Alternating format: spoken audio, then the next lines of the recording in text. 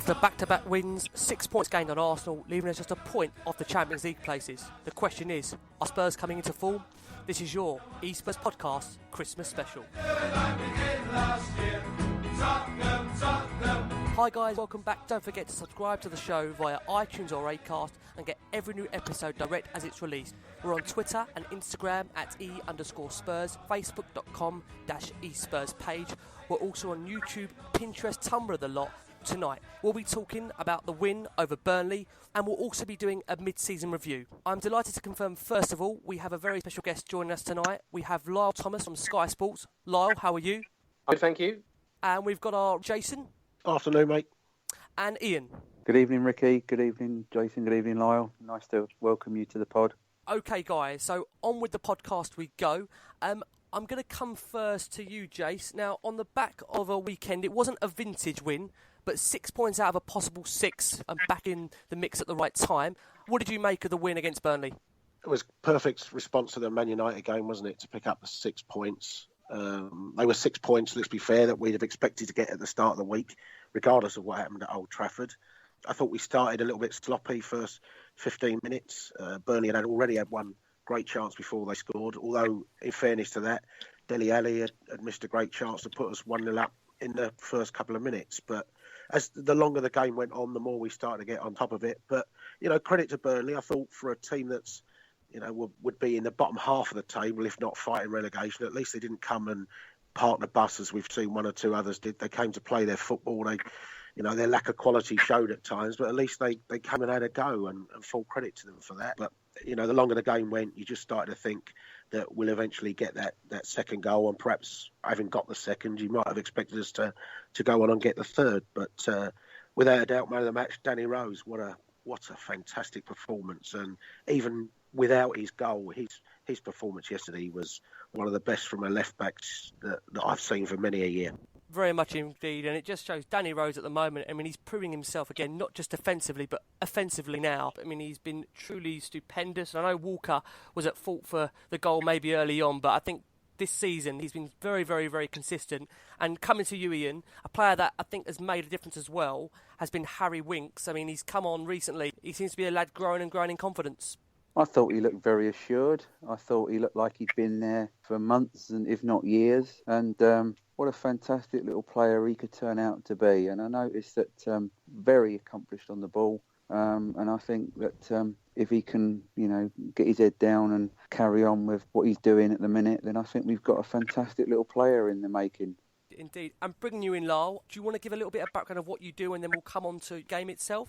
Yeah, well, for anyone who doesn't know what I do, I work at Sky Sports News. I'm an investigative journalist there. And there's a number of clubs that I specialise in, and Spurs is one of those.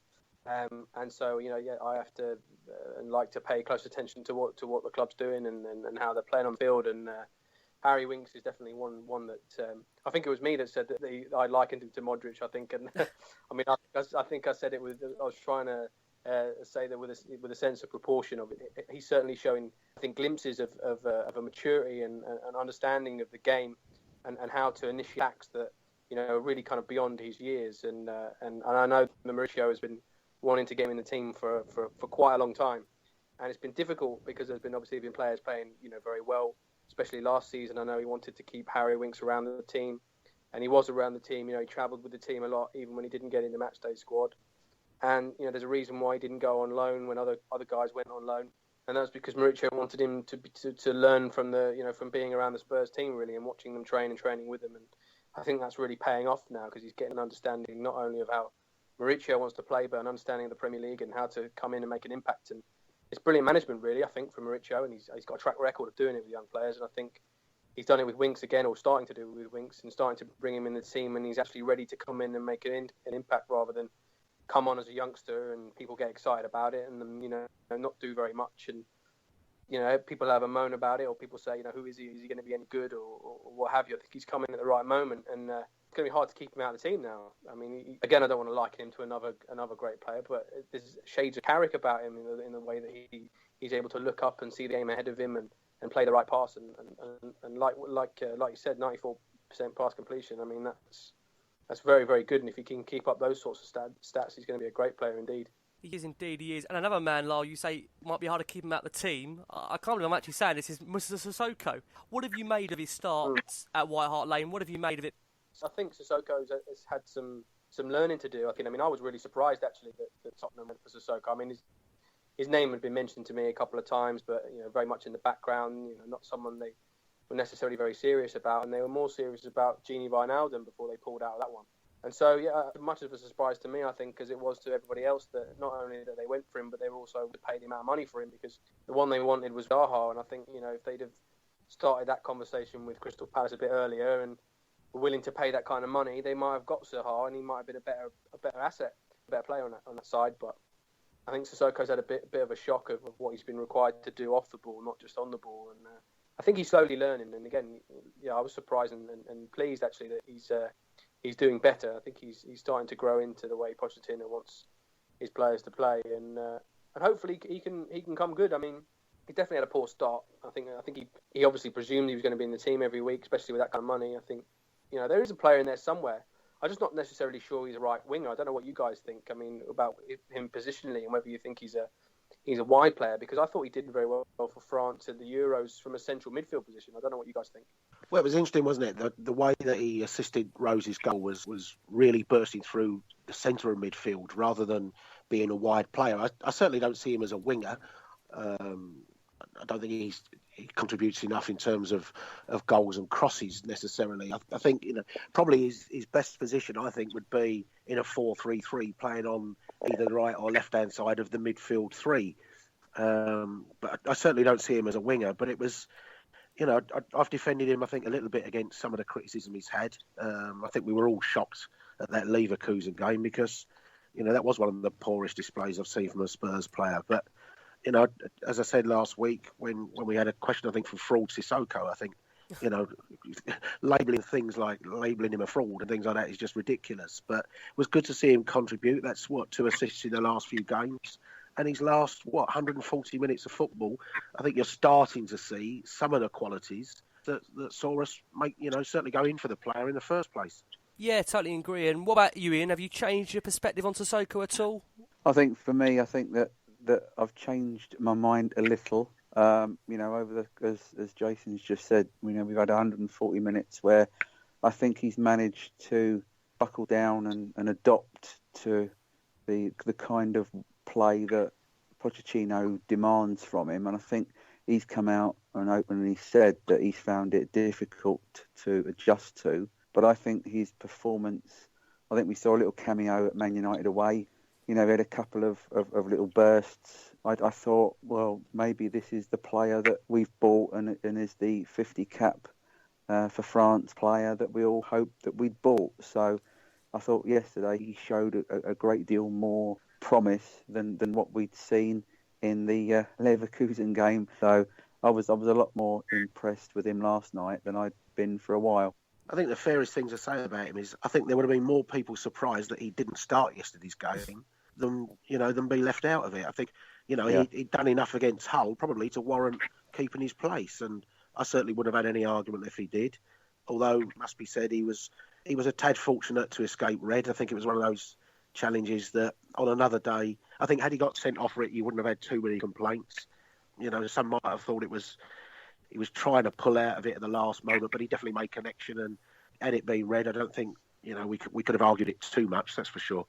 It's a good management with Pochettino and how he deals with him. I think there's a certain amount of reprogramming that has to be done with him, because he's obviously an established pro. He's been around quite a long time, and they expect to play, they expect to be in the team, especially when they're bought for that money. But obviously the attitude at Spurs now, even from your seasoned pros like Toby and Hugo Lloris, is that you have to earn to play. You have to train harder than everybody else. Doesn't matter who you are or what age you are or what your contract looks like or what your transfer fee was. And I think that's the reprogramming that they're trying to do with Sissoko. So again, I agree. I thought he would actually start, but actually looking at it, maybe he needs a bit longer of being on the bench and just being reminded that he's really got to bust a gut and make sure he's the best player in the squad or training as hard as you can to earn that starting spot. Yeah, no, totally agree. And I think that's the most ironic thing yesterday that was on Twitter before the game.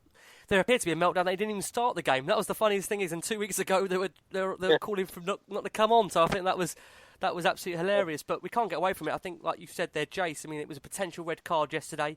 Seems to got away with one there. And then, ironically, he goes straight up the other end and assists Danny Rose. So it is a funny old football. And I have to say, really, one thing is full credit to Burnley. Shouldn't be overlooked how they actually came to play football, because what we've seen at White Hart Lane in the past is these, say, bottom half teams, they'll stick 11 behind the ball. And to be fair to Burnley, credit to them. They actually came, they played, and they did pose a threat, 100%. And, you know, on a different day, it could very much have been a different result if Spurs didn't get Dele Alli's crucial goal. And just very quickly on this, lads, Dele Alli, coming to you first, Lyall, on this one. What do you make of Dele Alli? Obviously, a second season, expectations start to build.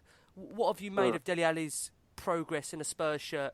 Yeah, again, I think he, like you said, the expectations have been very high this year. You know, he's come in and had one awesome season for Spurs, and then he's been talked about, hasn't he, as a top pro, like the rest of the team. Some of the guys have been there longer, so I think he's been disappointing this year, I have to say. But again, that can be down to the expectations and the expectation that he realises on him. I mean, if it was down to me, which is probably a good idea, it's not. I'd have dropped him a bit sooner. I think there are other players playing well during that spell where Spurs were having a bit of a sticky run of form. You know, when they were drawing a lot of games and losing the cup to Liverpool and losing to Leverkusen, where I think Ali might have benefited, I think, from a spell out for a little while, and some of the other players playing. But listen, he's starting to make more of an impact in games now, isn't he? And starting to grow in confidence. And I think over the last 2 games, he's growing in confidence. I think the confidence dipped. You know, it's bound to have an effect. You know, the first season in the Champions League for this group of players, and he's not gone very well, and that's bound to get to a group of players and to players individually. And I think now the response that Tottenham have given since they went out has been quite a good one, and I think confidence is coming back just at the right time, really, because this Christmas period is crucial for everybody. And you look at the teams that Tottenham are playing until the end of January, they're only playing City and Chelsea out of the top boys.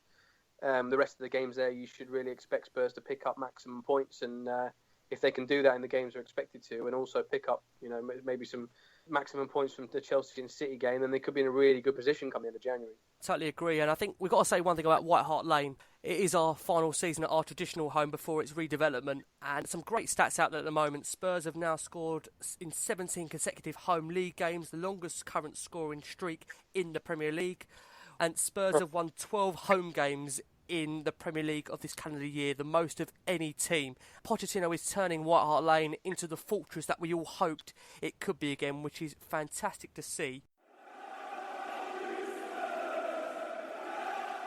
Hi guys, I'm Paul Coit and you're listening to the e-Spurs podcast, and my favourite Spurs moment of the season would be, although we didn't play that great, would have been Harry Kane's winner in the 91st minute against West Ham United, because I've got so many West Ham friends and some people that aren't so much friends that support West Ham that would have given me a nightmare time had they gone and beaten us. So the relief was unbelievable and I went absolutely bananas when that last one went in. If I could name one other as well, would be, although we didn't do great at Wembley, would be the first game at Wembley, seeing all the Spurs fans coming up Wembley Way, walking up towards the stadium, which was just something I'll never forget. And the moment I walked out at half-time onto the pitch and saw 87,000 Spurs fans around me is something that will stay with me for a very long time. Happy Christmas, everyone. Have a great New Year. So what we're going to do now, guys, is we're going to move on to the listeners' questions as always. Obviously, we've got quite a lot of questions to get through. I'm going to come to you first, Jace, if I can. And the first question I've got tonight is Devrakan Pay, who's a regular listener to the show, and his Twitter handle is @PavDevrakan. He says, 2 win with 2 different formations. Do we go with a 3-4-2-1 against Saints, even if Toby's not available? The 3 at the back seems to be the fashion, doesn't it? We look really good against Hull with 3 at the back. And I thought for the first half against Arsenal and Chelsea. But there's also been times when we've been easy to get at, as we saw with Chelsea, and for a little bit of that first half against Arsenal when we were quite open. I was a little bit surprised that Moussa Dembele started yesterday. And I'm not so sure we won the game, but I thought it just looked a little bit too much in there with Wanyama, Dembele and Winks, all 3 of them together. And The key thing, as we've said, isn't it, is to have different systems. I don't favour one particular way or the other. The thing for me, doesn't matter what system you play, doesn't matter what system the opposition player wins his individual battles, and your players do the jobs they're told to do at set pieces and don't do stupid things through a game. There's more than one way to win a game and more than one system to win a game of football. I mean, I was down at Southampton when Chelsea went and won there early in the season. I was at the game. And Chelsea obviously played their 3-4-3. And I think it was, I can't remember how many games they were into that formation, but they'd really kind of got to grips with it. And Southampton, had no answer for it at all. So, I mean, if that's anything that Tottenham can take, it might work in their favour, play a back three and play with wing backs. I think it will be down to who's available. I think if Toby was available for the Burnley game, we might have seen Pochettino stick. I think it was the fact that he wasn't available that he actually switched back to his more familiar formations. Definitely a conundrum, really, because Tottenham's problem has been in wide areas. Spurs have greatly missed Lamela. I think for me, Pochettino's got to find what is his best team and what is his best system, because when he did that last year, that's when Spurs went on a great run. So I think we'll see that over the course of the next few games, and he'll settle on what his preferred system is and his preferred team selection. I think the other part as well, I would also say, is regardless of whether it's 3 at the back and 2 wing backs or whatever, you've got to get players attacking the ball inside that penalty area. And I think, that's why I partly defended Dele Alli last week. Even yesterday's game, you saw him get through early on. He had that beautiful little chip to the far post, which missed by a fraction. And you're looking at a player in Alli and you're thinking, he's had a game today, but he could have easily walked off with 2 or 3 goals. We've got to get more than just Kane attacking that ball in the penalty area. No, completely agree. Now, Maurizio Pochettino has been quite open, I believe, in his press match conference after yesterday's game, and he still thinks Chelsea are catchable. The question we've got tonight is from Mark Butcher at MarkB3381, and he says, have Tottenham got a realistic chance of catching Chelsea in the league? 10 points currently, the distance at the moment. Chelsea showing no signs of letting up. What do you make of it, Ian? Are they catchable?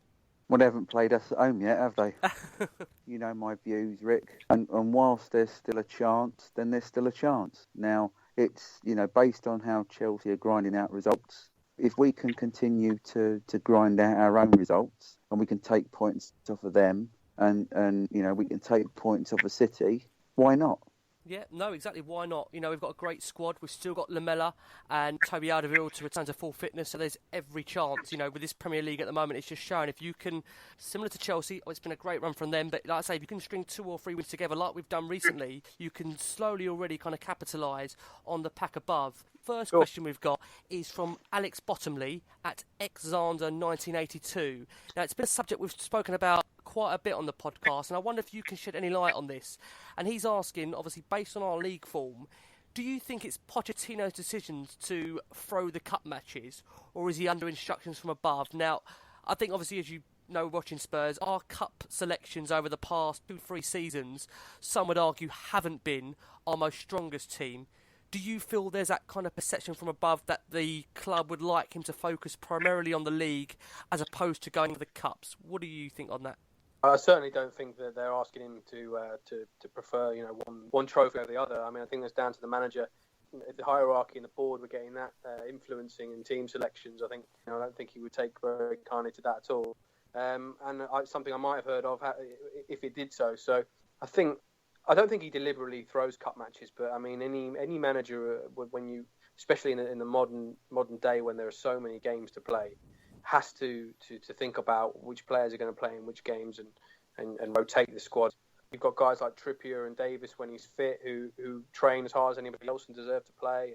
And Vorm, these players deserve a lot of credit and are a big part of why the first team players play so well, is because they train so hard and push the other players to train even harder. I mean, one of the reasons why Hugo's so good is obviously because he's a top-class goalkeeper, but also because Michel Vorm pushes him incredibly hard in training, and they almost match each other in training, and they thrive off each other. And I know they have a great relationship, and that's what Pochettino wants throughout the squad in every position. So if you think about it from his point of view, when you've got a training session going on during the week, and you're seeing your backup right back training as hard as he possibly can, and pushing your first choice right back to be even better. You're going to pick your first choice right back, aren't you? You're going to pick Kyle Walker, but you're also going to be thinking, well, when I've got the opportunity to play Kieran Trippier, I'm going to play him because he deserves to play. So that rotation's got to happen at some point, and I think it was obviously going to happen in the League Cup games. Obviously, we've not got to the FA Cup game yet, so we don't know what his attitude towards that's going to be. But I think he wanted to rotate in the Champions League games and give some of the younger guys the experience of playing. You got to remember that Tottenham and Tottenham under Pochettino is still a long-term project. They've done better than they expected in terms of the plan that they put in place when Pochettino first signed, and there's had to be some adjustments made in that respect. And obviously, expectations have grown as a result of that. But I think the club and Pochettino especially has got to still think about that long-term vision and think about the players that he's got in his squad and to be better at a later date. And I think if you think about it logically, were Tottenham ever going to go win the Champions League this year? No. Were they ever going to get to the semi-finals? Probably not. I think that's what's influenced his team selection, not necessarily throwing matches. I think that's the wrong way to describe it. The situation we've at the moment with that Champions League run, primarily obviously the last couple of games, is that the game we played where he seemed to rest Vertonghen and he seemed to rest Kyle Walker, and he opted to go obviously with a backup right back and a backup centre back. From a Spurs fan, I think the frustration was that because we waited 6 years to get back into the Champions League, it was the game before obviously Chelsea. We ended up losing them both. Could you understand that bit of frustration? The fact that if Spurs would have won that night, obviously it would have meant we qualified for the Champions League. And the Chelsea game anyway, it became irrelevant because we lost the game. Can you understand that frustration on the other side of the fence at all? Or do you feel Pochettino was right to have done what he'd done? And like you say, it is a case of just trying to manage it game by game, and he seems to pick the selection which he feels are best suited to the particular opposition. Yeah, I mean, I might sound like I'm sitting on the fence a little bit here or being diplomatic, but I mean, it's my job to see things or try and understand things from everybody's point of view. And of course, I completely understand fan frustration of why, the obvious, why would you not play your best team in the Champions League when you've just qualified for the Champions League for the first time in 6 years? But from the manager's point of view, we've also got to make sure we qualify for the Champions League next year.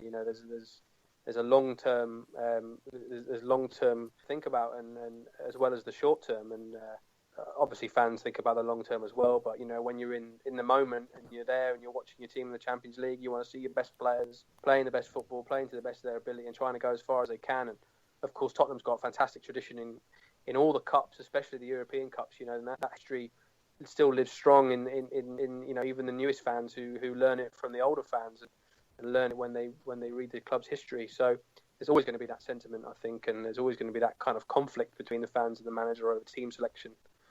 So I can see it from all sides, really. Okay, guys, so what we're going to do, we're going to go for a quick break, and then once we come back, we're going to do a mid-season review of where Spurs are standing at the moment. Hi, guys, welcome back. Thanks very much for rejoining us. So we're going to be now looking at a mid-season review as to where Spurs stand. Now, at this point, last season, if we're looking back in comparison to this season, we are now 4 points better off than last season, yet to hit really top form, and I think it's worth considering we've already had our blip. Jace, we're going to come to you first. If you had to do a bit of a critical analysis as to where Spurs are standing in terms of assessing it against last year, have we moved forward? There's been a lot of talk this week that Spurs haven't, but in your opinion, what do you think?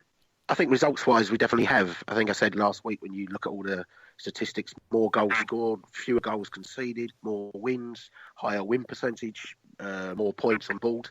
You also build into that at least 8-9 first-team players have all missed games through injury this year.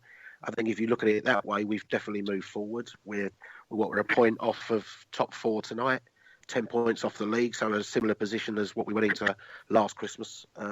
We haven't had quite the intensity this year that we had, and we haven't been as pleasing on the eye. But I think if you compare it to the first half of last season, so literally a game-by-game bit, you can't possibly say we've gone backwards when every single statistic tells you that we're doing better results-wise than we did last year.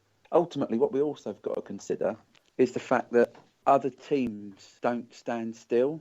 They go into the start of a new season with new personnel, new managers, new methods of playing, new formations, as we've seen at Chelsea. So, I think that we have progressed, and the stats proved that we've progressed. And whilst we haven't hit the highlight of some, style, sometime during the middle of last season, I still think we're on point to continue the progression.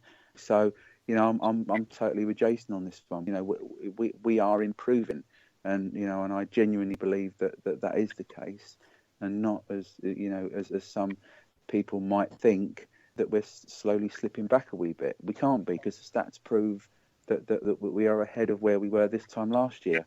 Coming to you, Lyall, if we're obviously analysing it from your perspective, what do you think at the start of the season, Lyall? What do you think the club's serious objectives were this season? We spoke about obviously the Champions League and how we went out of it. You obviously make a very good point that Spurs are trying to manage themselves on all different fronts. Looking at it from an outside perspective, what do you make of Spurs as a club and the objectives this season and what's been reached so far? Yeah, I think the objective would have been to qualify for the Champions League again. I mean, I don't think the objective was to go as far as they could in the Champions League at the cost of their Premier League position. I think there was definitely a priority really to make sure the team finished in the top four again, and not necessarily compete for the Premier League. That's what Tottenham tried to do last year, and they just fell short really. And yeah, the plan for the start of the season would have been to finish in the top four again, and they're on course to do that. So there's definitely nothing to worry about as far as Spurs are concerned. And when you look at the players individually as well, you can only see them improving, really. I mean, it's important he gets a settled team and a settled system in the Premier League, and they go on a run. I mean, I think it was in January last year when they started a run of about, 6 straight league wins. And they had, I think there was at least three away wins, and there's a few away wins in the cup competitions in there as well. And that's the kind of run that they really need to go on if they want to get in amongst the top teams, because again, we've got a Premier League this year where any team can drop points, and I mean, it's only Chelsea at the moment that are showing, well, not showing that they look capable of dropping any points, but I'm sure they will be. They're only an injury away, really, or one defeat away from getting a knock to their confidence and perhaps looking like dropping some points. So, I mean, the title, it might just be beyond reach, but again, I think that'll be their objective between now and the end of the season. Yeah, no, indeed. And I think just on that, Lyall, how do you feel Spurs will cope with that? I mean, Jason's of the opinion that it's dependent on where we are in the Premier League as to how much we will value the Europa League. Do you think it was important for the club to ensure that, obviously, if they can't progress in the Champions League, to get that Europa League spot? Do you feel it was important? Yeah, I think so. I mean, I think it's going to be difficult. I think we'll see Pochettino, play. He will rotate his squad a bit more for the first Europa League game. I mean, it's not like they've drawn a really, really tough opposition. I think he said a few weeks ago the Europa League might be, another very or even better chance to finish in the top four. So I think it will be something they'll play by ear and they'll keep a close eye on. Really, is how their league form is maintaining and what the other teams are doing. I mean, if we get to a point in February where Spurs have got past Ghent and they're in the next round, again, from what I said before, the top four teams have all shown they've got weaknesses and can drop points. I mean, City are not performing in the way that a lot of people have expected them to under Guardiola, and they did go on a great run, but they've dropped off, and Arsenal have dropped off now. And I think there'll be something they'll play by ear. But against Ghent, I think we'll see some other players come in, and we're going to be post the January transfer window, and Spurs have got a month to get through of reassuring players that they will get game time. Yeah, no, I completely agree. We mustn't forget Nkudu as well. Nkudu seems to be another player that hasn't featured much. Haven't really seen much of him. He's under no illusions. He's come into Spurs and he knows that he's going to have to play the long game. I mean, that was part of the bargain. He knows he's come in to learn and develop, but he's still a young player, so that'll be something they've got to work out. No, indeed, and I think that pretty much is it in terms of that part of the mid-season review. I think we're all like to say the general consensus is that very much on track to where we want to be and still involved in, like I say, a lot of competition. So there is a lot of balancing for Maurizio Pochettino to do. In the next part, we'll be looking ahead. We'll be putting your questions to Lyall and the questions from the panel as well. And we'll finally be rounding up the Southampton game, which is 28th of December. So that's all to come in part 2. Make sure you tune into the show. Thanks, guys, and we'll look forward to seeing you on part 2.